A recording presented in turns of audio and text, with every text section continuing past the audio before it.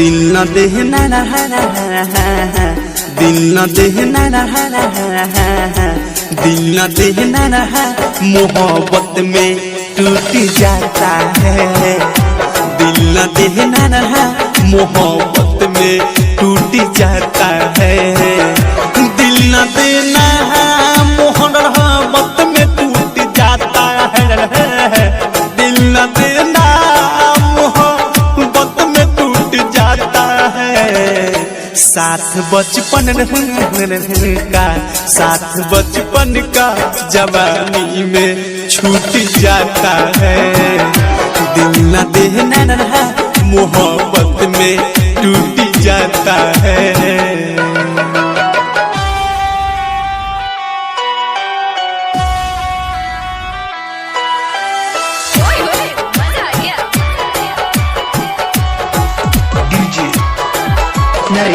Naresh Yamaha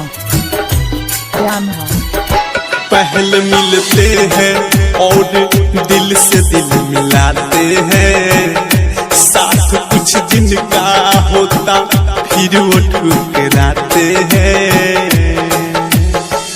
पहले अपना बनाते हैं फिर छोड़ देते हैं। कितना भी गैर हो रिश्ता जोड़ लेते हैं। प्यार तो एक दिखावा होता है सबके नजर में।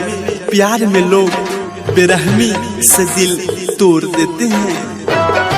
पहले मिलते हैं और दिल से दिल मिलाते हैं। साथ कुछ दिन का होता फिर वो ठुकराते हैं।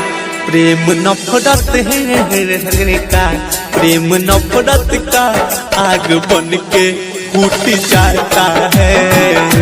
दिल न देना रहा, मोहब्बत में टूट जाता है।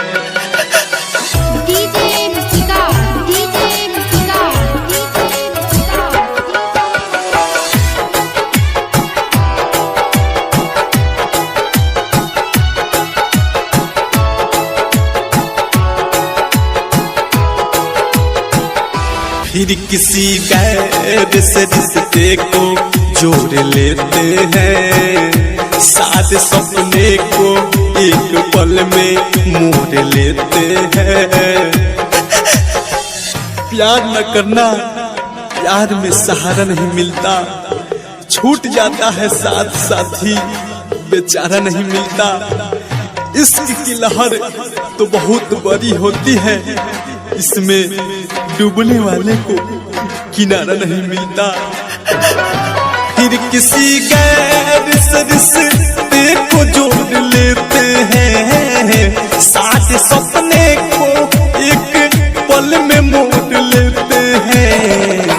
प्यार अपनाने से, प्यार अपनाने से ये दुनिया रूठ जाता है। दिल न देना रहा, मोहब्बत में टूट जाता है।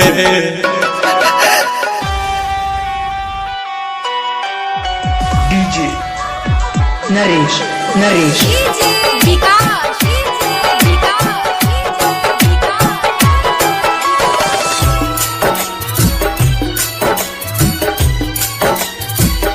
राइटर राकेश ऐसा चाई को बताते हैं। प्रेमी अवधेश सुन लो, दिल का हाल सुनाते हैं। प्यार प्यार कह के प्यार से बुलाते हैं। कुछ देर हंसा के फिर रुलाते हैं। ये तो फार्मूला ही है प्यार का। लोग जहर पिलाकर प्रेमी को सुलाते हैं।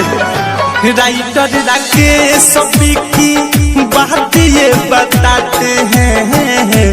प्रेमी अवधेश सुन लो, दिल का हाल सुनाते हैं।